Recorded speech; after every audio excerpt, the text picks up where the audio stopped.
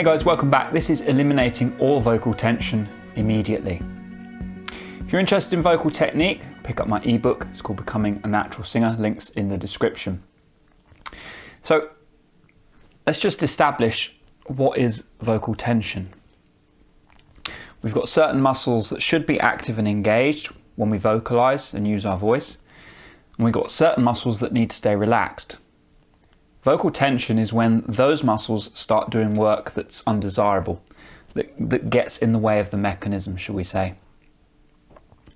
Now, some people might think the logical solution is to relax those outer muscles, stop adding tension. It's not really going to work out that way. The wrong muscles engage when the right muscles relax. So we've got to think about cause and effect. The cause of tension, outer muscle tension, is when the right muscles let go. That's the root cause of outer tension. So rather than trying to relax outer tension, the first transition we need to make is a flip in our understanding. In one sense, we need to find more tension to get rid of tension. If we can find an exercise or a slippery little way to engage the right muscles more and get them more active, we will find as a result, the wrong muscles start to let go, loosen up a little bit. Now this is a process for most of us. Some people come to me and no matter what I throw at them, there's no outer tension. Even when they lose the coordination, they haven't had enough time to develop bad habits. So any outer tension that does creep in is easy for them to solve.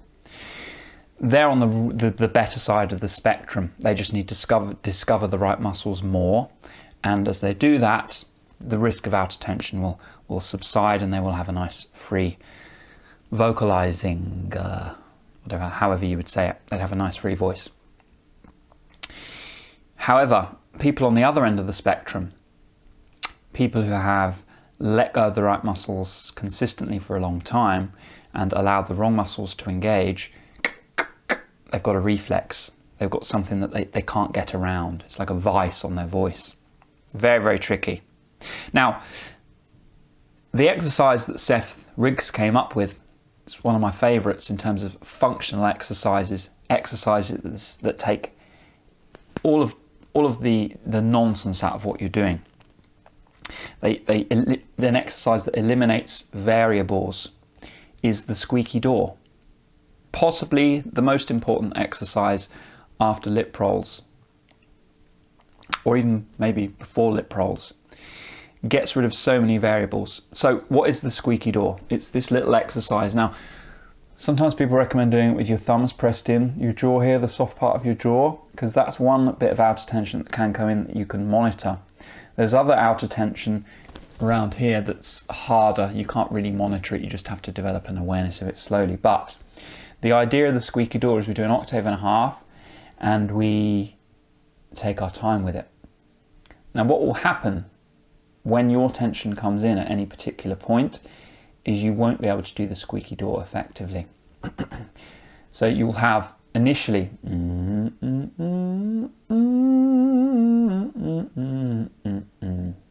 very, very simple, yeah? Now, what are we eliminating? There's no articulation, yeah? All of the shaping of the sound is gone because the mouth is closed. It's very hard to pull chest because the mouth is closed, so we can't show preference to the mouth. The exercise itself is allowing us to connect the chords consciously. I had a student recently that called it a feeling of tapping in the throat. Now, you can't feel the vocal cords themselves, but you can feel the muscles kind of gripping and tapping. That's the way that my student described it, and I thought it was quite a nice way because it does kind of feel, when I go when I do that gently, it feels like a gentle tap in the throat. We're looking for that gentle tap throughout the exercise. And what you'll find as you go up, if you have outer tension, you get to a certain point where you can't can't find the tap. You start blowing more air. You start feeling the outer tension coming in. So the solution is to make sure as you go up,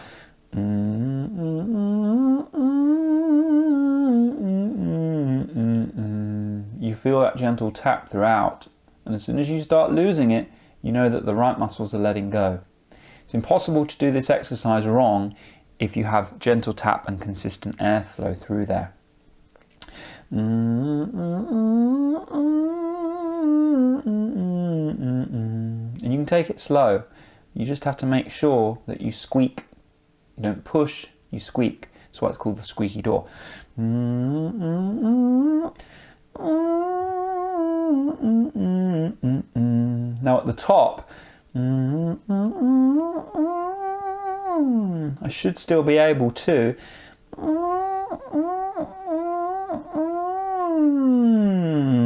find some tap, yeah, find some connection. And when you go up, when you feel that, that's the right muscles letting go. So you've got to counteract that, make sure.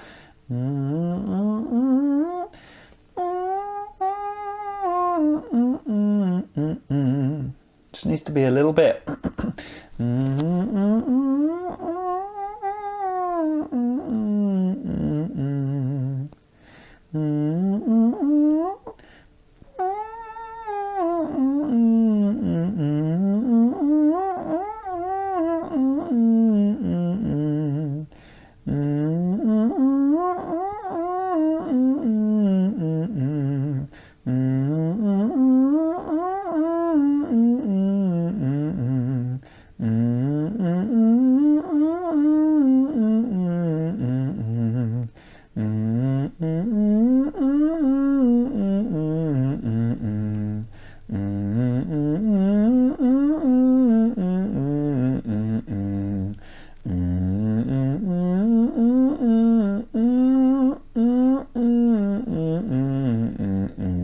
Yeah, you just work on it.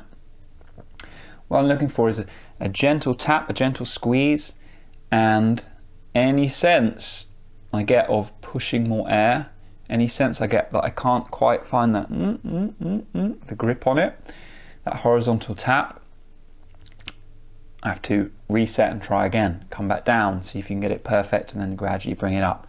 But as soon as you feel this, you know that you are now outside the boundaries of the right muscles being engaged, and you start to drift towards bad muscles coming in. So think about things more deeply. Think about when we're getting rid of tension, it's okay if we're not going for a finished sound. We're just going to get the mechanism working in the most efficient way we can. We'll worry about shaping the sound a little bit later on. We'll worry about molding that sound a little bit later on. And take it in steps and stages. Recently I was talking about, okay, you've got to find closure and stretch at the same time. Well, that broadens out.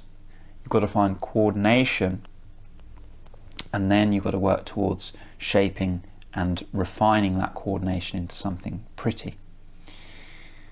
The more we can break this down into small chunks, especially for adults, the better hope we have of creating a great singer, who is a singer that moves people, a singer that changes people's perspective for a few minutes, takes them out of the day-to-day and into the world we kind of all dream of inhabiting.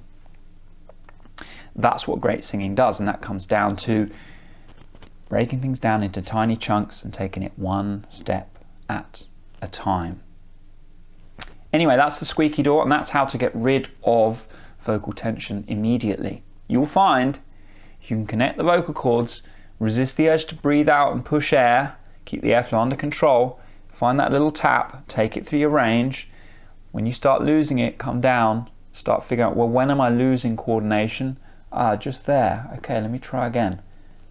Okay, I got a little bit more bite that time, a little bit more grip on the top. Let me go to the next one. Have the patience to go through the exercise in a functional way, and you'll find that once those inner muscles start holding on a little bit more, the tension will evaporate. So the cause of outer tension is a relaxation of the inner tension, the muscles we do need. So we don't go to relax the outer tension. We ignore it. We go for coordination, and we allow that coordination to develop, and then as the coordination in here develops, you'll find as a symptom of that, the outer muscles will start to let go. And that is a great thing, because you'll be then singing and vocalizing in a way that's different.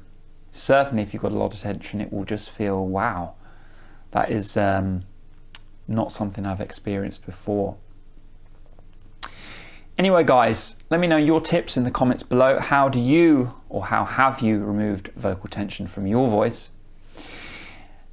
I'll be back next Tuesday with another video. I'll catch you very soon. Take care. Bye bye.